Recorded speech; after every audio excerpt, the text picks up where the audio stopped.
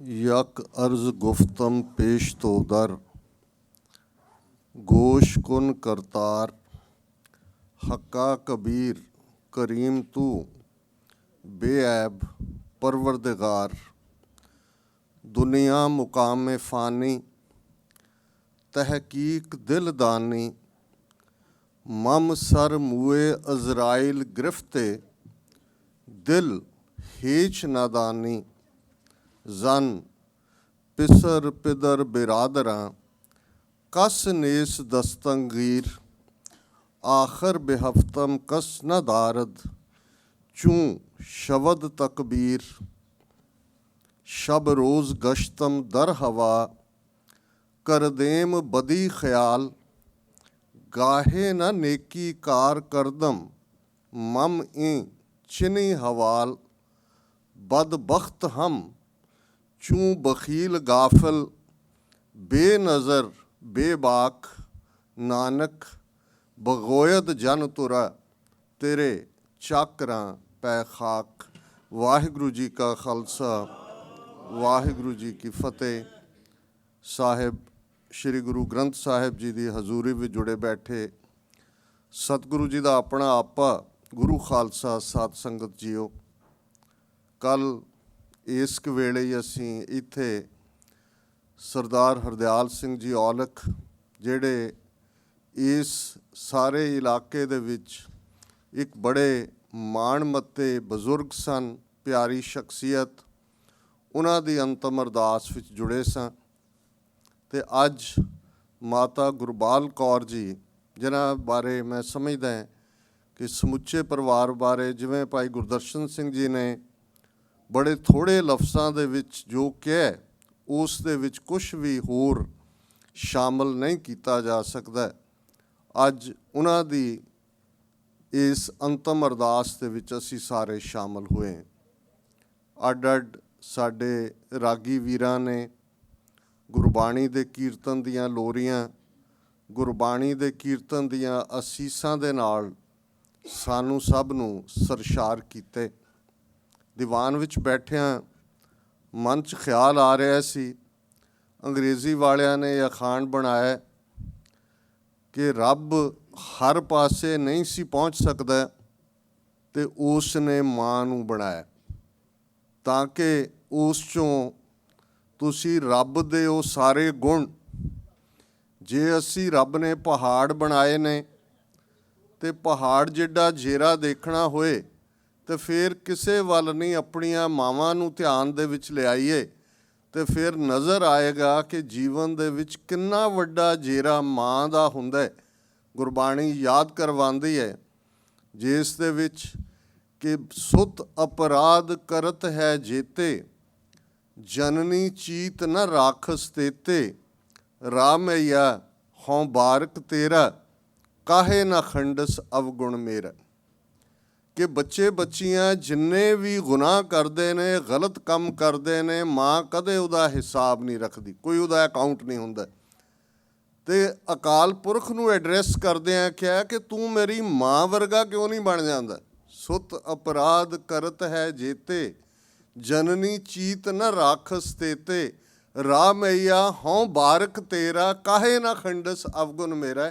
हे रब्बा मेरी माँ वर्गे बन जा, जिवें उन्हें मेरा कोई हिसाब नहीं रखिया, तू भी मेरा जो गलत है उस नूं मुआफ़ कर दे।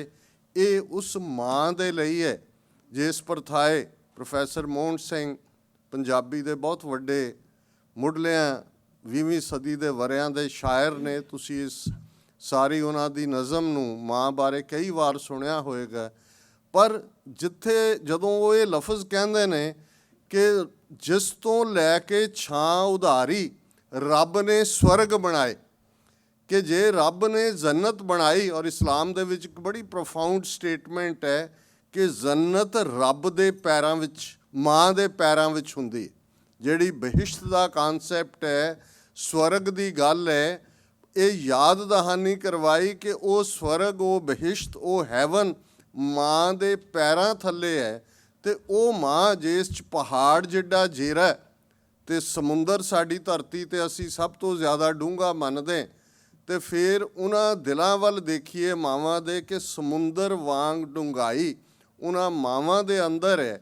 ਤੇ ਜਦੋਂ ਲਫ਼ਜ਼ ਪੰਜਾਬੀ ਦਾ ਦਰਿਆ ਦੇ ਲਈ ਇਸਤੇਮਾਲ ਕੀਤਾ ਜਾਂਦਾ ਹੈ ਕਿ ਦਿਲ ਦਰਿਆ ਇਹਨੇ ਕਈ ਮੀਲ ਤੱਕ ਚੌੜੇ ਹੁੰਦੇ ਨੇ, ਕਿ ਮਾਵਾਂ ਦੇ ਦਿਲ ਦਰਿਆ ਵਰਗੇ ਹੁੰਦੇ ਨੇ ਜੇ ਕਹਿਣਾ ਹੋਏ, ਤੇ ਫਿਰ ਇਹ ਬਿਲਕੁਲ ਠੀਕ ਸਟੇਟਮੈਂਟ ਹੈ। ਬੇਸ਼ੱਕ ਹਰ ਮਨੁੱਖੀ ਵਜੂਦ ਦੇ ਅੰਦਰ ਰੱਬ ਨੇ ਸਾਰੀ ਕੋਸਮੋਸ, ਸਾਰੀ ਕਾਇਨਾਤ ਨੂੰ ਰੱਖਿਆ। ਅਸੀਂ ਬਾਣੀ ਦੇ ਵਿੱਚ ਪੜ੍ਹਦੇ ਹਾਂ ਕਿ ਜੋ ਬ੍ਰਹਮੰਡੇ ਸੋਈ ਪਿੰਡੇ, ਜੋ ਖੋਜੇ ਸੋ ਪਾਏ, ਕਿ ਜੋ ਸਾਰੇ ਬ੍ਰਹਿਮੰਡ 'ਚ ਹੈ, ਸਾਰੀ ਕਾਇਨਾਤ 'ਚ ਹੈ, ਜਿਸ ਦੇ ਵਿੱਚ ਧਰਤੀ, ਅਸਮਾਨ, ਸਿਤਾਰੇ, ਗੈਲੈਕਸੀਜ਼, ਇਹ ਸਾਰਾ ਹੀ ਕੋਸਮੋਸ ਹੈ, ਬ੍ਰਹਿਮੰਡ ਹੈ। ਤੇ ਗੁਰੂ ਸਾਹਿਬ ਯਾਦ ਕਰਵਾਉਂਦੇ ਨੇ ਕਿ ਜੋ ਬ੍ਰਹਮੰਡੇ ਸੋਈ ਪਿੰਡੇ, ਉਹ ਹਿਊਮਨ ਬਾਡੀ 'ਚ ਹੈ। ਜਿਵੇਂ ਸਾਰਾ ਹੀ ਕੋਸਮੋਸ ਸਮੇਟ ਕੇ ਇਸ ਬਾਡੀ ਦੇ ਅੰਦਰ ਰੱਖਿਆ ਹੋਇਆ ਹੈ। ਔਰ ਇਹ ਵੀ ਨਾਲ ਯਾਦ ਕਰਵਾਇਆ ਕਿ ਇਸ ਦੇਹੀ ਕੋ ਸਿਮਰੈ ਦੇਵ। ਬਹੁਤ ਵਾਰ ਅਸੀਂ ਐਂਜਲਸ, ਹੈਵਨ ਔਰ ਉਹਨਾਂ ਦੀਆਂ ਗੱਲਾਂ ਕਰਦੇ ਹਾਂ, ਪਰ ਗੁਰੂ ਸਾਹਿਬ ਤਾਂ ਇਹ ਕਹਿੰਦੇ ਨੇ ਕਿ ਈਵਨ ਐਂਜਲ, ਉਹ ਦੇਵਤੇ ਵੀ, ਜਿਹੜੇ ਦੇਵਤੇ ਹਰ ਡਿਵਾਈਨ ਪਰੰਪਰਾ 'ਚ ਤੁਸੀਂ ਦੇਖੋਗੇ ਕਿ ਉਹ ਜਿਹੜੇ ਡਿਵਾਈਨ ਇਨਸਾਨ ਨੇ ਉਹਨਾਂ ਦੀ ਬੈਕ ਐਂਡ ਕਾਲ 'ਤੇ ਹੁੰਦੇ ਨੇ। ਕ੍ਰਿਸਚੀਅਨਿਟੀ ਹੋਏ, ਇਸਲਾਮ ਹੋਏ, ਕਿ ਉਹ ਜਿਹੜੇ ਐਂਜਲ ਆ ਕੇ ਪੁੱਛਦੇ ਨੇ ਕਿ ਮੈਂ ਦੱਸ ਕੀ ਕਰਾਂ, ਤਾਂ ਗੁਰੂ ਸਾਹਿਬ ਕਹਿੰਦੇ ਨੇ ਕਿ ਇਹ ਜਿਹੜੇ ਐਂਜਲ ਨੇ, ਦੇਵਤੇ ਨੇ, ਇਹ ਵੀ ਇਹ ਚਾਹਨਾ ਕਰਦੇ ਨੇ ਕਿ ਅਸੀਂ ਹਿਊਮਨ ਬੀਇੰਗ ਬਣ ਜਾਈਏ। ਤੇ ਇਹ ਇੰਨਾ ਕੀਮਤੀ ਵਜੂਦ ਮਿਲਿਆ, ਤੇ ਇਸ ਦੇਹ ਨੂੰ, ਇਸ ਵਜੂਦ ਨੂੰ ਰੱਬ ਦੀ ਸੇਵਾ ਦੇ ਵਿੱਚ, ਰੱਬ ਦੀ ਸੇਵਾ ਖਲਕਤ ਦੀ ਸੇਵਾ ਹੀ ਹੈ। ਜਦੋਂ ਗੁਰੂ ਸਾਹਿਬ ਨੇ ਯਾਦ ਦਹਾਨੀ ਕਰਵਾਈ, ਖਾਲਕ ਖਲਕ, ਖਲਕ ਮੈਂ ਖਾਲਕ, ਪੂਰ ਰਹੋ ਸਭ ਥਾਈਂ। ਜੇ ਇਕੱਲਾ ਰੱਬ ਕਰਨਾ ਹੁੰਦਾ ਤੇ ਗੁਰੂ ਸਾਹਿਬਾਨ ਤੋਂ ਹਜ਼ਾਰਾਂ ਸਾਲ ਪਹਿਲਾਂ ਘੱਟ ਫਲਸਫੇ ਸੀ। ਸਾਰੇ ਸਿੱਧ, ਜੋਗੀ, ਹਰਮਿਟ, ਵਾਂਡਰਿੰਗ ਫਰਾਇਰ, ਸੈਂਟ ਫਰਾਂਸਿਸ ਤੋਂ ਲੈ ਕੇ ਜਿਹੜੇ ਕੱਪੜੇ ਵੀ ਨਹੀਂ ਸੀ ਪਾਉਂਦੇ, ਜਿਹੜੇ ਦਿਗੰਬਰ, ਜੋਗੀ, ਜੰਗਮ, ਕਿੰਨੇ ਫਿਰਕੇ ਦੁਨੀਆ ਭਰ ਦੇ ਵਿੱਚ, ਉਹ ਸੈਮੈਟਿਕ ਧਰਮ ਹੋਣ, ਐਰੀਅਨ ਧਰਮ ਹੋਣ, ਉਹ ਸਾਰੇ ਸਨ। ਪਰ ਫਰਕ ਇਹ ਸੀ ਕਿ ਗੁਰੂ ਨਾਨਕ ਨੇ ਉਹ ਫਲਸਫਾ ਦਿੱਤਾ ਜਿਹੜਾ ਸਾਨੂੰ ਇਸ ਦੁਨੀਆ ਦੇ ਅੰਦਰ ਰਹਿੰਦਿਆਂ, ਹੱਸੰਦਿਆਂ, ਖੇਲੰਦਿਆਂ, ਪਹਿਨੰਦਿਆਂ, ਖਾਵੰਦਿਆਂ ਵਿੱਚੇ ਹੋਵੇ ਮੁਕਤ। ਕਿ ਦੌੜਨ ਦੀ ਗੱਲ ਨਹੀਂ ਹੈ, ਦੁਨੀਆ ਦੇ ਵਿੱਚ ਰਹਿਣੇ, ਤੇ ਦੁਨੀਆ ਦੇ ਵਿੱਚ ਰਹਿੰਦਿਆਂ ਸਮਾਜਿਕ, ਆਰਥਿਕ, ਧਾਰਮਿਕ, ਪਰਿਵਾਰਕ ਸਾਰੀਆਂ ਜ਼ਿੰਮੇਵਾਰੀ ਨੂੰ ਨਿਭਾਉਂਦਿਆਂ ਵੀ ਅਸੀਂ ਉਸ ਜੀਵਨ ਜੁਗਤ ਦੇ ਧਾਰਨੀ ਹੋਣਾ, ਜਿਹਨੂੰ ਗੁਰੂ ਨਾਨਕ ਸਾਹਿਬ ਨੇ ਸਿੱਧ ਕੋਸ਼ਟ ਬਾਣੀ ਦੇ ਅੰਦਰ ਫਰਮਾਇਆ, ਜੈਸੇ ਜਲ ਮੈਂ ਕਮਲ ਨਿਰਾਲਮ, ਮੁਰਗਾਈ ਨੈਸਾਣੇ, ਸੁਰਤ ਸ਼ਬਦ ਭਵ ਸਾਗਰ ਤਰੀਐ, ਨਾਨਕ ਨਾਮ ਵਖਾਣੇ। ਕਿ ਇਹ ਇਵੇਂ ਹੀ ਹੈ ਜਿਵੇਂ ਮੁਰਗਾਬੀ ਪਾਣੀ ਦੇ ਵਿੱਚ ਹੈ, ਉਸ ਦੇ ਖੰਭਾਂ ਨੂੰ ਉਹ ਪ੍ਰਭਾਵਿਤ ਨਹੀਂ ਕਰਦੀ। ਇਸੇ ਤਰ੍ਹਾਂ ਸੁਰਤ ਤੇ ਸ਼ਬਦ ਦਾ ਮੇਲ ਹੈ। ਔਰ ਜਿਵੇਂ ਕਮਲ ਦਾ ਫੁੱਲ ਚਿੱਕੜ ਦੇ ਵਿੱਚ ਹੁੰਦੇ ਆ, ਉਸ ਤੋਂ ਉੱਪਰ ਹੈ, ਉਸ ਤੋਂ ਬਾਲਾਤਰ ਹੈ, ਉਹ ਚਿੱਕੜ ਦੇ ਗੁਣਾਂ ਨੂੰ ਧਾਰਨ ਨਹੀਂ ਕਰਦਾ। ਇਵੇਂ ਸਿੱਖ ਨੇ ਜੀਵਨ ਦੇ ਵਿੱਚ ਰਹਿੰਦੇ ਆ, ਆਪਣੀਆਂ ਜ਼ਿੰਮੇਵਾਰੀਆਂ ਨਿਭਾਉਂਦੇ ਆ, ਆਪਣੀ ਸੁਰਤ ਨੂੰ ਸ਼ਬਦ ਨਾਲ ਜੋੜ ਕੇ, ਰੱਬ ਨਾਲ ਜੋੜ ਕੇ ਆਪਣੇ ਜੀਵਨ ਨੂੰ ਜਿਉਣਾ। ਔਰ ਜਿਵੇਂ ਭਾਈ ਸਾਹਿਬ ਨੇ ਫਰਮਾਇਆ ਕਿ ਸੱਚਮੁੱਚ ਇੱਕ ਸ਼ਬਦਾਂ ਦੀ ਇੰਟਰਪ੍ਰੀਟੇਸ਼ਨ ਹੈ, ਉਹ ਬਹੁਤ ਸਾਰੇ ਟੀਕੇ ਨੇ, ਬਹੁਤ ਖੂਬਸੂਰਤ ਵਿਆਖਿਆਵਾਂ ਸਾਡੇ ਸੰਪਰਦਾਈ ਸਟਾਈਲ ਦੇ ਵਿੱਚ ਵੀ ਨੇ, ਅੱਜ ਮਾਡਰਨ ਸਟਾਈਲ ਦੇ ਵਿੱਚ ਵੀ ਨੇ। ਪਰ ਗੱਲ ਤਾਂ ਇਸ ਤੋਂ ਬਿਫੋਰ ਵੀ ਦਰਸ਼ਨ ਜਾਂ ਸ਼ਾਸਤਰ, ਤੁਸੀਂ ਕਦੇ ਵਿਦਾਂਤ ਦੇਖੋ, ਵੈਸਟ ਦਾ ਸੈਮੈਟਿਕ ਧਰਮਾਂ ਦਾ ਫਲਸਫਾ ਦੇਖੋ, ਮੋਜ਼ਿਸ ਦੀਆਂ 10 ਕਮਾਂਡਮੈਂਟਸ ਦੇਖੋ, ਰਿਮਾਰਕੇਬਲ। ਜਦੋਂ ਤੁਸੀਂ ਇਹ ਦੇਖਦੇ ਹੋ ਸ਼ਾਸਤਰ ਔਰ ਉਹਨਾਂ ਦੀ ਵਿਚਾਰ ਕਿ ਭਾਈ ਕਿਆ ਕਮਾਲ ਕੀਤੀ ਹੋਈ ਹੈ, ਪਹਾੜਾਂ 'ਚ ਬੈਠ ਕੇ ਕਿਹੋ ਜਿਹੇ ਥਾਟ ਦਿੱਤੇ ਨੇ। ਪਰ ਗੁਰੂ ਨਾਨਕ ਸਾਹਿਬ ਨੇ ਉਸ ਨੂੰ ਚੈਲੰਜ ਕਰਦਿਆਂ ਫਰਮਾਇਆ ਸੀ, ਸੱਚੋਂ ਉਰੈ ਸਭ ਕੋ ਉੱਪਰ ਸੱਚ ਅਚਾਰ। ਕਿ ਸੱਚ ਬਹੁਤ ਵੱਡੀ ਗੱਲ ਹੈ। ਮੈਂ ਕੌਣ ਹੂੰ, ਕਹਾਂ ਸੇ ਆਇਆ ਹੂੰ, ਕਹਾਂ ਜਾਣਾ ਹੈ, ਜੀਵਨ ਕਾ ਮਕਸਦ ਕਿਆ, ਇਹੀ ਜਵਾਬ ਨੇ ਸਾਰੇ ਧਰਮ ਫਲਸਫੇ। ਇਹਨਾਂ ਸਵਾਲਾਂ ਦੇ ਹੀ ਜਵਾਬ ਨੇ। ਅੰਦਰ ਤੁਹਾਡੇ ਕੁਐਸਟ ਹੈ, ਅੰਦਰ ਤੁਹਾਡੇ ਇੱਕ ਸੀਕਰ ਬੈਠਾ ਹੈ, ਅੰਦਰ ਤੁਹਾਡੇ ਇੱਕ ਜਗਿਆਸੂ ਹੈ, ਉਸ ਸੱਚ ਦੀ ਭਾਲ ਹੈ। ਉਸ ਸੱਚ ਨੂੰ ਲੱਭਣ ਲਈ ਕੋਈ ਪੁੱਠਾ ਲਟਕ ਰਿਹਾ, ਕੋਈ ਪਹਾੜਾਂ 'ਤੇ ਚੜ੍ਹ ਗਿਆ, ਕਿਸੇ ਨੇ ਖੁਰਾਕ ਛੱਡ ਦਿੱਤੀ, ਕਿਸੇ ਨੇ ਕੱਪੜੇ ਛੱਡ ਦਿੱਤੇ। ਇਹਨਾਂ 'ਚੋਂ ਹੀ ਇਹ ਸਾਰੇ ਉਹ ਢੰਡਾਊ ਲੋਕ ਸਨ। ਪਰ ਗੁਰੂ ਸਾਹਿਬ ਨੇ ਫਰਮਾਇਆ ਨਹੀਂ, ਸੱਚ ਬਹੁਤ ਵੱਡੀ ਗੱਲ ਹੈ, ਪਰ ਅਲਟੀਮੇਟਲੀ ਅਪਲਾਈਡ ਟਰੂਥ ਹੈ। ਉੱਪਰ ਸੱਚ ਆਚਾਰ ਹੈ ਜੀਵਨ ਜਾਚ। ਜਦੋਂ ਸੱਚ ਨੂੰ ਤੁਸੀਂ ਰੋਜ਼ਾਨਾ ਜ਼ਿੰਦਗੀ 'ਚ ਅਪਲਾਈ ਕਰਦੇ ਹੋ, ਤੁਸੀਂ ਬੱਚੇ ਬੱਚੀਆਂ ਰੇਜ਼ ਕਰਦੇ ਹੋ, ਕਿੰਨੇ ਪਿਆਰੇ ਹੁੰਦੇ ਨੇ। ਦੁਨੀਆ 'ਚ ਆਉਣ ਲੱਗਿਆਂ ਅਸੀਂ ਕਿਹੋ ਜਿਹੀਆਂ ਖੁਸ਼ੀਆਂ ਮਨਾਉਂਦੇ, ਪਰ ਜੇ ਉਹ ਸਾਡੇ ਤੋਂ ਚਲੇ ਜਾਂਦੇ ਨੇ ਤੇ ਫਿਰ ਉਹ ਜੀਵਨ ਜਾਚ ਗੁਰੂ ਦੀ ਉਸ ਸਿੱਖਿਆ ਦੀ ਰੌਸ਼ਨੀ ਵਿੱਚ ਹੈ ਕਿ ਜਿਸ ਕੀ ਵਸਤ ਤਿਸ ਆਗਿਆ ਰਾਖੈ, ਪ੍ਰਭ ਕੀ ਆਗਿਆ ਮਾਨੈ ਮਾਥੈ, ਉਸ ਤੇ ਚੌਗਣ ਕਰੇ ਨਿਹਾਲ, ਨਾਨਕ ਸਾਹਿਬ ਸਦਾ ਦਿਆਲ। ਇਹ ਵੀ ਸ਼ੁਕਰ ਹੈ ਕਿ ਹੇ ਵਾਹਿਗੁਰੂ, ਜੋ ਤੂੰ ਦਿੱਤਾ ਸੀ ਤੇਰੀ ਮਿਹਰਬਾਨੀ ਹੈ, ਤੂੰ ਲੈ ਲਿਆ ਕੋਈ ਗੱਲ ਨਹੀਂ, ਤੇਰੇ ਘਰ ਸਭ ਕੁਛ ਹੈ ਭਾਈ, ਨੌਨਿਧ ਭਰੇ ਭੰਡਾਰ, ਤੇਰੇ ਕੋਲ ਤਾਂ ਖਜ਼ਾਨੇ ਭਰੇ ਹੋਏ ਨੇ, ਕੋਈ ਗੱਲ ਨਹੀਂ ਹੈ, ਇਹ ਵੀ ਤੇਰਾ ਪਾਣ ਹੈ। ਇਹ ਸਿਦਕ ਹੈ, ਸ਼ੁਕਰ ਹੈ, ਸਬਰ ਹੈ। ਅਤੇ ਇਸ ਦੌਲਤ ਨਾਲ ਸਾਡੀ ਪਹਿਲੀ ਜਨਰੇਸ਼ਨ, ਸਾਡੀ ਮਾਵਾਂ ਪਿਤਾਵਾਂ ਦੀ ਜਨਰੇਸ਼ਨ ਜਿੰਨੀ ਮਾਲਾ ਮਾਲ ਸੀ, ਅਸੀਂ ਬਹੁਤ ਗਰੀਬ ਹੈ। ਮੈਂ ਬਹੁਤ ਵਾਰ ਦੇਖਦਾ ਇਹਨਾਂ ਮਾਵਾਂ ਦੇ ਕੋਲ ਕੋਈ ਯੂਨੀਵਰਸਿਟੀ ਦੀਆਂ ਡਿਗਰੀਆਂ ਨਹੀਂ ਸੀ, ਕੋਈ PhDs ਨਹੀਂ ਸਨ, ਕੋਈ ਬੜੇ ਸਫਿਸਟੀਕੇਟ ਅੰਗਰੇਜ਼ੀ ਸਕੂਲਾਂ 'ਚ ਨਹੀਂ ਸੀ ਪੜ੍ਹੀਆਂ ਹੋਈਆਂ। ਔਰ ਇਸ ਜਨਰੇਸ਼ਨ ਨੂੰ ਦੇਖੋ ਜਿਨ੍ਹਾਂ ਨੇ ਕਿਵੇਂ ਸਫ਼ਰ ਕੀਤਾ। ਜਦੋਂ 47 ਦੀ ਅਸੀਂ ਗੱਲ ਕਰਦੇ ਹਾਂ, ਆਮ ਸ਼ਬਦ ਇਹਦੇ ਲਈ ਪਾਰਟੀਸ਼ਨ, ਦੇਸ਼ ਵੰਡ ਵਰਤੇ ਜਾਂਦੇ ਨੇ। ਰੂਰਲ ਪੰਜਾਬੀ ਜਿਹੜੇ ਉਜੜੇ, ਉਹਨਾਂ ਦੇ ਲਈ ਕਿ ਜਦੋਂ ਉਜਾੜੇ ਪਏ, ਵਾਕਿਆ ਹੀ ਉਜਾੜੇ ਪਏ, ਦੋਵੇਂ ਪਾਸੇ ਹੀ ਉਜਾੜਾ ਸੀ, ਸਭ ਕੁਝ ਉਜੜ ਗਿਆ। ਤੁਹਾਡੀ ਸਦੀਆਂ ਦੀ ਉਹ ਤੁਹਾਡੀ ਸਰਜ਼ਮੀਨ, ਜਿਸ ਨੂੰ ਤੁਸੀਂ ਖਾਕ ਕਹਿੰਦੇ ਹੋ, ਆਪਣੇ ਵਤਨ ਦੀ ਗੱਲ ਕਰਦੇ ਹੋ। ਵਤਨ ਜੇ ਮਿੱਟੀ ਨਾਲ ਜੁੜਿਆ ਹੁੰਦਾ ਫਿਰ ਅਸੀਂ ਘਰ-ਬਾਰ ਨਾ ਛੱਡੇ ਹੁੰਦੇ। ਸਾਡੇ ਲਈ ਅਸੀਂ ਇਸ ਲਈ ਘਰ-ਬਾਰ ਛੱਡੇ ਕਿਉਂਕਿ ਸਾਡੇ ਲਈ ਧਰਮ ਦੀਆਂ ਵੈਲਿਊਜ਼ ਸੀ, ਸਾਡੇ ਲਈ ਗੁਰੂ ਦੀ ਸਿੱਖਿਆਵਾਂ ਦੇ ਉੱਤੇ ਜੀ ਸਕਣ ਵਾਲੇ ਖਿੱਤੇ ਦੀ ਗੱਲ ਸੀ। ਔਰ ਉਸ ਸਭ 'ਚੋਂ ਜਿਹੜੇ 3 ਕੱਪੜਿਆਂ ਦੇ ਵਿੱਚ ਉਜੜ ਕੇ ਆਏ, ਉਹਨਾਂ ਨੇ ਕਿੰਨਾ ਵੱਡਾ ਜੇਰਾ ਹੋਏਗਾ, ਕਿਵੇਂ ਉਹਨਾਂ ਨੇ ਆਪਣੀ ਜ਼ਿੰਦਗੀ ਦੁਬਾਰਾ ਸ਼ੁਰੂ ਕੀਤੀ, ਕਿਵੇਂ ਵੱਡੇ ਪਰਿਵਾਰ ਸਨ। ਅੱਜ ਤਾਂ ਇਹ ਇੱਕ ਨਵਾਂ ਹੀ ਰਿਵਾਜ ਫੈਸ਼ਨ ਸ਼ੁਰੂ ਹੋ ਗਿਆ, ਜਿਹਦੇ ਥੱਲੇ ਅਸੀਂ ਬਿਲਕੁਲ ਇਹ ਬਿਨਾਂ ਦੇਖਿਆ ਕਿ ਭਾਈ ਉਹ ਮੁਲਕ ਵੀ ਨੇ, ਉਹ ਚੈਚਨੀਆ ਹੋਏ, ਇਜ਼ਰਾਈਲ ਹੋਏ, ਦੂਸਰੇ ਹੋਣ, ਜਿਹੜੇ ਡੈਮੋਗ੍ਰਾਫਿਕਸ ਦੀ ਗੱਲ ਕਰਦੇ ਨੇ। ਲੇਕਿਨ ਇਹ ਇੱਕ ਵੱਖਰਾ ਵਿਸ਼ਾ, ਅੱਜ ਦਾ ਵਿਸ਼ਾ ਨਹੀਂ ਹੈ। ਇੱਕ ਵੱਡੇ ਪਰਿਵਾਰ ਜਿਨ੍ਹਾਂ ਨੂੰ ਪਾਲਣਾ, ਜਿਨ੍ਹਾਂ ਨੂੰ ਆਪਣੇ ਪੈਰਾਂ 'ਤੇ ਖੜਾ ਕਰਨਾ, ਉੱਥੋਂ ਨਿਕਲੇ ਅਤੇ ਇੱਥੇ ਲਫ਼ਜ਼ ਸਾਡੇ ਲਈ ਘੜਿਆ ਗਿਆ ਸੀ ਪਨਾਹਗੀਰ। ਅੱਜ ਵੀ ਔਰ ਕੋਈ ਇੱਧਰਲੇ ਰਿਸ਼ਤੇ ਨਹੀਂ ਸੀ ਕਰਦੇ ਕਿ ਇਹ ਪਨਾਹਗੀਰ ਨੇ, ਵੀ ਇਹਨਾਂ ਨੇ ਪਨਾਹ ਲਈ। ਜਿਹੜੀ ਕੌਮ ਨੇ ਕਿਸ ਕਦਰ ਕੁਰਬਾਨੀਆਂ ਕਰਕੇ ਆਪਣੀ ਆਜ਼ਾਦੀ ਦੇ ਲਈ ਆਪਣਾ ਯੋਗਦਾਨ ਪਾਇਆ, ਉਹ ਓਵਰਨਾਈਟ ਪਨਾਹਗੀਰ ਵੀ ਬਣ ਗਈ ਅਤੇ ਕ੍ਰਿਮੀਨਲ ਟਰਾਈਬ ਵੀ ਬਣ ਗਈ। Sikhs are a criminal tribe and a menace to the law abiding Hindus. ਇਹ ਮੇਰੇ ਲਫ਼ਜ਼ ਨਹੀਂ ਨੇ, ਇਹ 10 ਅਕਤੂਬਰ 1947 ਦਾ ਸਰਕੂਲਰ ਹੈ ਭਾਰਤ ਦੀ ਹੋਮ ਮਿਨਿਸਟਰੀ ਦਾ। ਪਟੇਲ ਹੋਮ ਮਿਨਿਸਟਰ ਹੈ, ਚੰਦੂ ਲਾਲ ਤ੍ਰਿਵੇਦੀ ਪੰਜਾਬ ਦਾ ਗਵਰਨਰ ਹੈ। ਇਹ ਪੰਜਾਬ ਦੇ ਜਿਹੜੇ 17 ਜ਼ਿਲ੍ਹੇ ਬਚੇ 32 ਚੋਂ ਉਹਨਾਂ ਦੇ ਡਿਪਟੀ ਕਮਿਸ਼ਨਰਜ਼ ਨੂੰ ਇਹ ਸਰਕੂਲਰ ਆਇਆ। ਸੋ ਇਸ ਤੋਂ ਅਸੀਂ ਅੰਦਾਜ਼ਾ ਲਾਈਏ ਕਿ ਕੌਮੀ ਤੌਰ 'ਤੇ ਕੱਪੜਾ ਦੁਖਾਂਤ, 40% ਲੋਕ ਬੇਘਰ, ਉਹਨਾਂ ਦੇ ਉੱਤੇ ਪਨਾਹਗੀਰ ਅਤੇ ਕ੍ਰਿਮੀਨਲ ਟਰਾਈਬ ਦਾ ਲੇਬਲ, ਅਤੇ ਕਿਵੇਂ ਉਹਨਾਂ ਮਾਵਾਂ ਨੇ ਉਹ ਬੱਚੇ ਬੱਚੀਆਂ ਨੂੰ ਰੇਜ਼ ਕੀਤਾ। ਕਿਉਂਕਿ ਜਦੋਂ ਅੱਜ ਅਸੀਂ ਮਾਤਾ ਗੁਰਬਾਲ ਕੌਰ ਦੀ ਗੱਲ ਕਰ ਰਹੇ ਹਾਂ, ਮੇਰੇ ਮਨ ਦੀਆਂ ਨਜ਼ਰਾਂ ਸਾਹਮਣੇ ਉਹ ਸਾਰੇ ਸਿੱਖ ਜਗਤ, ਉਸ ਖਿੱਤੇ ਦੇ ਲੋਕ, ਉਹਨਾਂ ਦੀਆਂ ਮਾਵਾਂ ਦਾ ਮੇਰੇ ਮਨ ਦੇ ਅੰਦਰ ਧਿਆਨ ਹੈ ਕਿ ਕਿਵੇਂ ਉਸ ਨੂੰ ਰੇਜ਼ ਕੀਤਾ। 47 ਅਤੇ 84 ਦੇ ਵਿਚਾਲੇ 37 ਸਾਲ ਦਾ ਸਮੇਂ, ਅਤੇ ਫਿਰ ਉਧਰ ਤਾਂ ਉਜਾੜੇ ਸਨ। ਫਿਰ 84 ਦੇ ਦੌਰ ਨੇ ਅਗਲੇ 11-12 ਸਾਲ ਉਸ ਪੰਜਾਬ ਦੀ ਧਰਤੀ ਨੂੰ ਕਿਵੇਂ ਲਹੂ ਲੁਹਾਨ ਕੀਤਾ, ਕਿਵੇਂ ਉਹਨਾਂ ਮਾਵਾਂ ਦੇ ਮੱਖਣਾਂ ਨਾਲ ਪਾਲੇ ਹੋਏ ਬੱਚੇ ਬੱਚੀਆਂ ਕਿਵੇਂ ਉਸ ਅੱਗ ਦੇ ਵਿੱਚ ਝੁਲਸਾ ਦਿੱਤੇ ਗਏ। ਜਿਹੜੇ ਨਵੇਂ ਵੈਰੀ ਨੇ, ਨਵੇਂ ਤੌਰ ਤਰੀਕਿਆਂ ਦੇ ਨਾਲ ਦਰਬਾਰ ਸਾਹਿਬ 'ਤੇ ਟੈਂਕਾਂ ਤੋਪਾਂ ਨਾਲ ਹਮਲਾ ਕਰਕੇ ਇੱਕ ਵੱਖਰਾ ਚੈਲੰਜ ਦਿੱਤਾ। ਕਿਉਂਕਿ ਜਿਸ ਮਾਂ ਗੁਰਬਾਲ ਕੌਰ ਨੂੰ ਅਸੀਂ ਯਾਦ ਕਰ ਰਹੇ ਹਾਂ, ਉਹਨਾਂ ਦਾ ਇੱਕ ਸਪੁੱਤਰ ਇਸ ਸਾਡੇ ਪੰਥਕ ਸੰਘਰਸ਼ ਦੀ ਭੇਟ ਵੀ ਚੜ੍ਹਿਆ।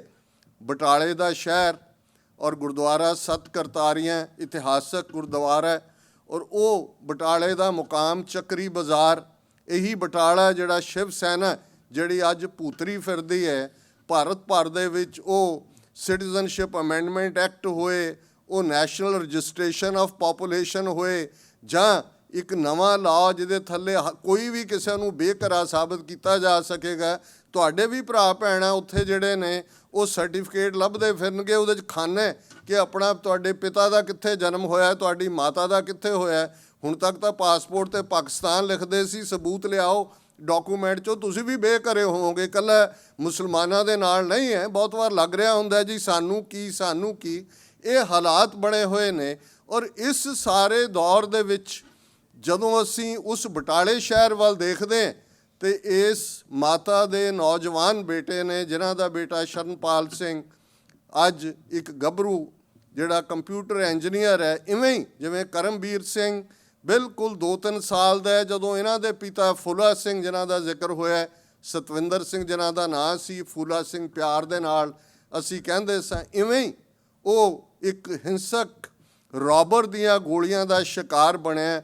ਇਸੇ ਤਰ੍ਹਾਂ ਇੱਕ ਬੇਟਾ ਜਿਹੜੇ ਫੌਜ 'ਚੋਂ ਆਏ, ਉਹਨਾਂ ਦਾ ਵੀ ਇਸ ਕਿਸਮ ਦਾ ਹੀ ਜਿਹੜਾ ਅਨਨੋਨ ਐਂਡ ਹੋਇਆ। ਜਿਸ ਮਾਂ ਦੇ 4 ਪੁੱਤਰਾਂ 'ਚੋਂ 3 ਪੁੱਤਰ ਇਸ ਕਦਰ ਜਿਹੜੇ ਅਨਨੈਚੁਰਲ, ਜਿਹਨੂੰ ਤੁਸੀਂ ਡੈਥ ਵੀ ਕਹੋਗੇ ਔਰ ਇਸ ਪਾਸੇ ਵੱਲ ਕਹੋਗੇ, ਕਿੰਨਾ ਵੱਡਾ ਜੇਰਾ ਹੋਏਗਾ।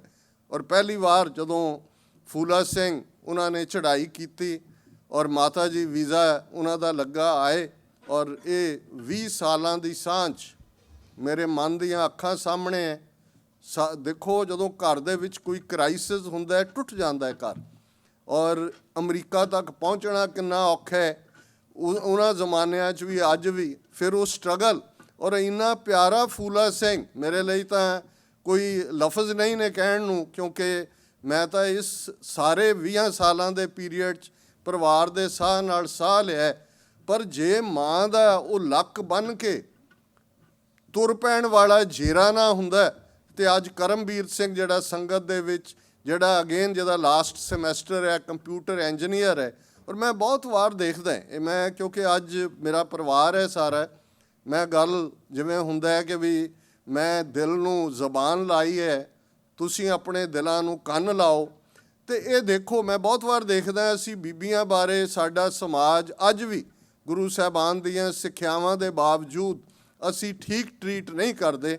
ਪਰ ਕਦੇ ਇਹ ਦੇਖੋ ਕਿ ਜਦੋਂ ਇੰਨੇ ਵੱਡੇ ਚੈਲੰਜ ਹੁੰਦੇ ਨੇ, ਬੰਦਾ ਬਹੁਤ ਸ਼ੌਕ ਨਹੀਂ ਲੈ ਸਕਦਾ। ਸਾਡੇ ਇੱਕ ਬਜ਼ੁਰਗ ਮਾਤਾ ਜੀ ਕਹਿੰਦੇ ਹੁੰਦੇ ਸੀ, ਇਹਨਾਂ ਭਾਈਆਂ ਨੂੰ ਕੁਛ ਨਾ ਕਿਹਾ ਕਰੋ, ਇਹ 1-2 ਝਟਕਿਆਂ 'ਚ ਹੀ ਡਿੱਗ ਪੈਂਦੇ ਨੇ। ਔਰ ਇਹ ਤੁਸੀਂ ਦੇਖੋਗੇ ਕਿ ਘਰ 'ਚ ਜਦੋਂ ਟ੍ਰੈਜਡੀਜ਼ ਹੁੰਦੀਆਂ ਨੇ, ਬੰਦਾ ਸ਼ੌਕ ਨਹੀਂ ਲੈ ਸਕਦਾ, ਉਹ ਝਟਕਾ ਨਹੀਂ ਖਾ ਸਕਦਾ। ਔਰਤ ਓਵਰਨਾਈਟ ਵਾਰੀਅਰ ਬਣ ਜਾਂਦੀ, ਉਹ ਲੱਕ ਬੰਨ੍ਹ ਲੈਂਦੀ ਹੈ, ਮੈਂ ਬੱਚੇ ਪਾਲਣੇ ਨੇ, ਉਹ ਖਲੋ ਜਾਂਦੀ ਹੈ, ਸ਼ਰੀਕਾਂ ਦੇ ਬਰਾਬਰ ਵੀ ਖਲੋ ਜਾਂਦੀ ਹੈ, ਸਮਾਜ ਦੇ ਚੈਲੰਜ ਦੇ ਬਰਾਬਰ ਵੀ ਖਲੋ ਜਾਂਦੀ ਹੈ। ਔਰ ਇਵੇਂ ਹੀ ਮੈਂ ਮਾਤਾ ਗੁਰਬਾਲ ਕੌਰ, ਔਰ ਇਹਦੇ 'ਚ ਕੋਈ ਸ਼ੱਕ ਨਹੀਂ ਹੈ, ਮੈਂ ਅੱਜ ਟ੍ਰਿਬਿਊਟ ਜਦੋਂ ਦੇ ਰਿਹਾ ਤੇ ਬੀਬੀ ਪਰਮਜੀਤ ਕੌਰ ਉਹਨਾਂ ਦੇ ਸਾਹਮਣੇ, ਜਿਨ੍ਹਾਂ ਦਾ ਪਤੀ ਗਿਆ, ਬੱਚਾ ਛੋਟਾ ਹੈ। ਬਹੁਤ ਵਾਰ ਅਸੀਂ ਨੂੰਹਾਂ ਸੱਸਾਂ ਦੇ ਰਿਲੇਸ਼ਨਸ਼ਿਪ ਨੂੰ ਡਿਫਰੈਂਟਲੀ ਡਿਫਾਈਨ ਕਰਦੇ ਹਾਂ, ਕਈ ਵਾਰ ਉਸ ਦੇ ਵਿੱਚ ਹੁੰਦਾ ਵੀ ਹੈ ਇੱਕ ਡਿਸਕ੍ਰਿਮੀਨੇਟਰੀ ਪਾਰਟ।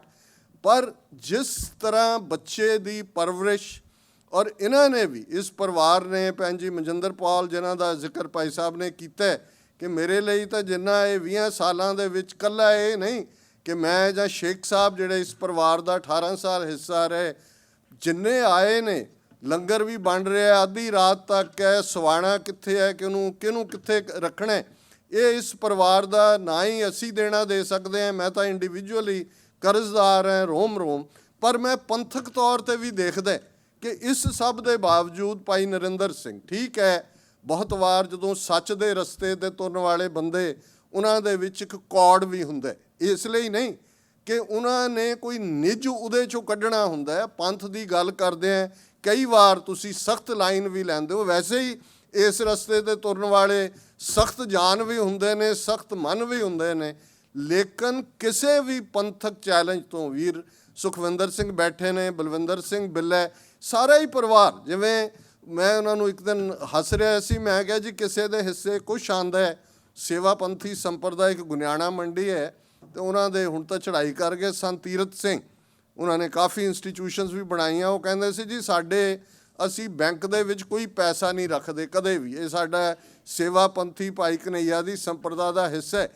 ਅਤੇ ਕਹਿੰਦੇ ਵੀ ਜਦੋਂ ਅਸੀਂ ਕਿਸੇ ਨੂੰ ਅੱਗੋਂ ਸੇਵਾਦਾਰ ਬਣਾਉਂਦੇ ਹਾਂ ਅਤੇ ਇੱਕ ਝਾੜੂ ਅਤੇ ਇੱਕ ਤਸਲਾ ਉਹਨੂੰ ਅਸੀਂ ਦਿੰਦੇ ਹਾਂ। ਇਹੀ ਹੁੰਦਾ ਕਿ ਭਾਈ ਤੂੰ ਪੈਸਾ ਕੋਈ ਨਹੀਂ ਰੱਖਣਾ, ਇਹ ਸੰਗਤ ਦਾ ਗੁਰੂ ਦਿੰਦਾ ਰਹੇਗਾ, ਅਤੇ ਆਹ ਝਾੜੂ ਹੈ ਇਹ ਫੇਰਨਾ, ਅਤੇ ਇਹ ਤਸਲਾ ਇਹ ਸੇਵਾ ਉਸਾਰੀ ਕਰਵਾਉਣੀ ਹੈ, ਇਹੀ ਕੰਮ ਹੈ। ਅਤੇ ਮੈਂ ਭਾਈ ਸਾਹਿਬ ਨੂੰ ਇੱਕ ਦਿਨ ਹੱਸਦਿਆਂ ਕਹਿ ਰਿਹਾ ਸੀ ਕਿ ਵੀ ਤੁਹਾਨੂੰ ਤਾਂ ਲੋਹ ਅਤੇ ਕੜਛੀ ਗੁਰੂ ਨੇ ਦਿੱਤੀ ਹੋਈ ਹੈ, ਲੋਹ ਅਤੇ ਰੋਟੀਆਂ ਤਪਦੀਆਂ ਰਹਿੰਦੀਆਂ ਨੇ, ਕੜਛੀ ਜਿਹੜੀ ਆ ਉਹ ਉਹਦੇ 'ਚ ਜਿਹੜੀ ਆ ਉਹ ਪਤੀਲਿਆਂ ਦੇ ਵਿੱਚ ਫਿਰਦੀ ਹੈ।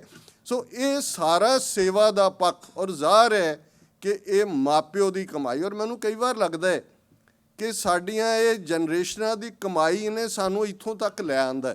ਫੇਥ ਬੜਾ ਮਜ਼ਬੂਤ, ਸਿਦਕ ਬੜਾ ਮਜ਼ਬੂਤ, ਭਾਵੇਂ ਵਾਹਿਗੁਰੂ ਨੂੰ ਵੱਖਰੂ ਕਹਿਣ ਵਾਲੀ ਜਨਰੇਸ਼ਨ ਸੀ। ਅਸੀਂ ਤਾਂ ਗੱਲਾਂ ਗੁੱਲਾਂ ਕਰਨ ਵਾਲੇ ਲੋਕ ਹੈ।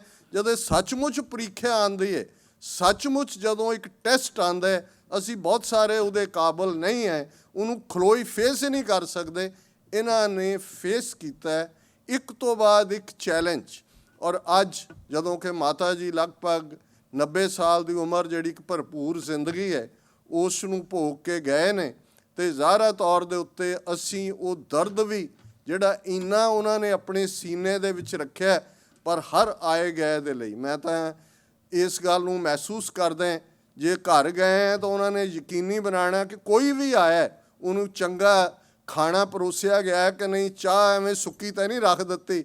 ਇਹ ਇੱਕ ਕਲਾਸ ਸੀ ਆਪਣੇ ਆਪ 'ਚ। ਇਹ ਕਲਾਸ ਕੋਈ ਪੈਸੇ ਨਾਲ ਨਹੀਂ ਹੁੰਦੀ, ਇਹ ਦਿਲਾਂ ਦੀ ਅਮੀਰੀ, ਦਰਿਆ ਦਿਲੀ ਦੀ ਗੱਲ, ਵੱਡੇ ਦਿਲ, ਵੱਡੇ ਜੇਰੇ, ਡੂੰਘੇ ਦਿਲ, ਇਹ ਜਿਹੜੀ ਸਾਰੀ ਜਨਰੇਸ਼ਨ ਹੈ ਇਹ ਇਹਨਾਂ ਦੇ ਹੀ ਹਿੱਸੇ ਆਈ ਸੀ। ਅਤੇ ਸਾਡੇ ਕਿਉਂਕਿ ਪੱਲੇ ਕੁਛ ਨਹੀਂ ਹੈ, ਮੈਨੂੰ ਲੱਗਦਾ ਵੀ 2-3 ਜਨਰੇਸ਼ਨਾਂ ਤੱਕ ਅੱਗੇ ਪਹੁੰਚਦੇ ਹਾਂ। ਜਿਵੇਂ ਅਸੀਂ ਉਹਨਾਂ ਦਾ ਹਾਲ ਦੇਖਦੇ ਹਾਂ ਜਿਹੜੇ ਇੱਥੇ 4 ਪੀੜ੍ਹੀਆਂ ਪਹਿਲਾਂ ਆਏ ਨੇ, ਇਹ ਸਭ ਕਿਤੇ ਖੁੱਲਰਦਾ ਹੀ ਜਾਂਦਾ। ਜਿਵੇਂ ਉਹ ਕੁਲਵੰਤ ਸਿੰਘ ਵਿਰਕ ਦੀ ਇੱਕ ਕਹਾਣੀ ਹੁੰਦੀ ਸੀ ਤੂੜੀ ਦੀ ਪੰਡ, ਕਿ ਭਾਈ ਉਹ ਕਿਵੇਂ ਦਰਿਆ ਦੇ ਵਿੱਚ ਹੈ ਅਤੇ ਤੂੜੀ ਸਾਰੀ ਖੁੱਲਰ ਗਈ। ਅਤੇ ਮੈਨੂੰ ਲੱਗਦਾ ਹੈ ਕਿ ਵੀ ਅਸੀਂ ਸੰਭਾਲ ਨਹੀਂ ਪਾ ਰਹੇ। ਜੇ ਅੱਜ ਦੇ ਸਾਡੇ ਸੰਘਰਸ਼ 'ਚ ਵੀ ਯੋਧੇ ਨਿਕਲੇ ਤਾਂ ਉਹਨਾਂ ਮਾਵਾਂ ਦੀ ਬਦੌਲਤ ਜਿਹੜੇ ਜਪਜੀ ਦੀਆਂ ਪੌੜੀਆਂ ਪੜ੍ਹਦਿਆਂ ਆਟਾ ਗੁੰਨਦੀਆਂ ਸੀ, ਜਿਨ੍ਹਾਂ ਨੂੰ ਸੀ ਕਿ ਬੱਚਿਆਂ ਦੇ ਕੇਸ ਜਿਹੜੇ ਨੇ ਉਹ ਕੋਈ ਦਹੀਂ ਨਾਲ ਧੋ ਰਹੀ ਹੈ, ਕੋਈ ਦੂਸਰੇ ਨਾਲ ਹੈ, ਔਰ ਉਸ ਸਾਰੇ 'ਚੋਂ ਜਿਹੜੇ ਫਿਰ ਵੈਲਿਊ ਸਿਸਟਮ ਕ੍ਰੀਏਟ ਹੋਇਆ, ਉਹਨਾਂ ਨੇ ਜਿਹਨੇ ਜਪਜੀ ਦੀਆਂ ਪੌੜੀਆਂ ਚੜ੍ਹੀਆਂ ਉਹ ਫਿਰ ਉਤਰਿਆ ਨਹੀਂ ਹੈ। ਹੋ ਸਕਦਾ ਹੈ ਜ਼ਿੰਦਗੀ 'ਚ ਕਦੇ ਕਮਜ਼ੋਰ ਵੀ ਹੋਇਆ ਹੋਏ, ਲੇਕਿਨ ਉਹਨਾਂ ਪੌੜੀਆਂ ਨੇ ਵਾਪਸ ਨਹੀਂ ਆਉਣ ਦਿੱਤਾ, ਫਿਰ ਉਸ ਪਾਸੇ ਮੋੜ ਲਿਆਂਦਾ ਜਿਹੜਾ ਸਿੱਖੀ ਦਾ ਰਸਤਾ ਸੀ, ਜਿਹੜੀ ਗੁਰੂ ਨਾਨਕ ਦੀ ਗੋਦ ਸੀ, ਜਿਹੜਾ ਗੁਰੂ ਨਾਨਕ ਦਾ ਪਿਆਰ ਸੀ। ਸੋ ਅੱਜ ਤੋਂ ਅਸੀਂ ਅਰਦਾਸ ਵਿੱਚ ਸ਼ਾਮਲ ਹੋਵਾਂਗੇ।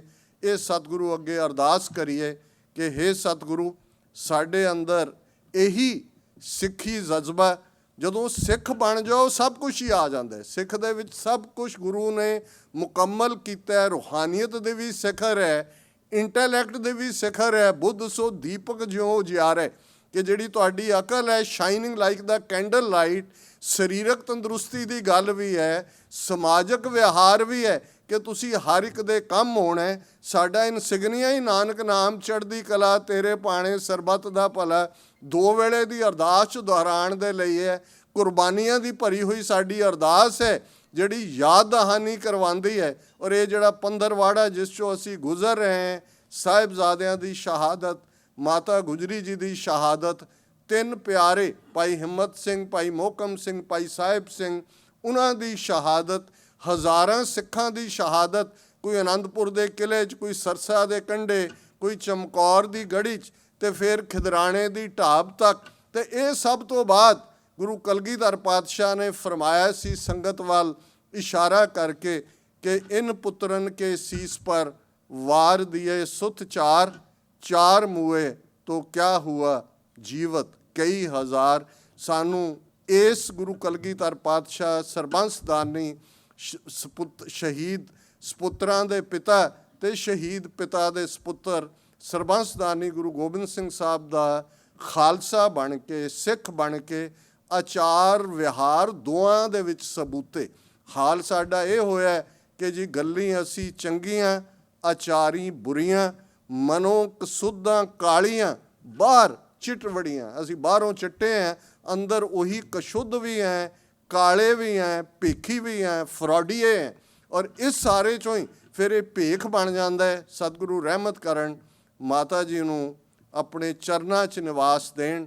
ਸੰਮਤ ਸਾਹਾ ਲਿਖਿਆ, ਮਿਲ ਕਰ ਪਾਵੋ ਤੇਲ, ਦੇਹੋ ਸਜਨ ਅਸੀਸੜੀਆਂ, ਜਿਉ ਹੋਵੇ ਸਾਹਿਬ ਸਿਉ ਮੇਲ। ਅਤੇ ਸਮੁੱਚੇ ਪਰਿਵਾਰ ਨੂੰ ਭਾਣਾ ਮੰਨਣ ਦਾ ਵੀ ਬਲ ਬਖਸ਼ਣ, ਅਤੇ ਸਾਡੇ ਸਭ ਦੇ ਅੰਦਰ ਸਤਿਗੁਰੂ ਰਹਿਮਤ ਕਰਨ। ਇਹ ਸਿੱਖੀ ਦੀਆਂ ਰਿਚ ਕੁਆਲਿਟੀਜ਼, ਉਹ ਅਮੀਰ ਗੁਣ ਸਾਡੇ ਜੀਵਨ ਦੇ ਅੰਦਰ ਮਨ, ਬਚਨ, ਕਰਮ ਕਰਕੇ ਗੁਰਸਿੱਖੀ ਜੀਵਨ ਜਿਉਣ ਦਾ ਸਤਿਗੁਰੂ ਬਲ ਬਖਸ਼ਣ। ਕਿਸੇ ਵੀ ਭੁੱਲ ਚੁੱਕ ਲਈ ਮੁਆਫੀ।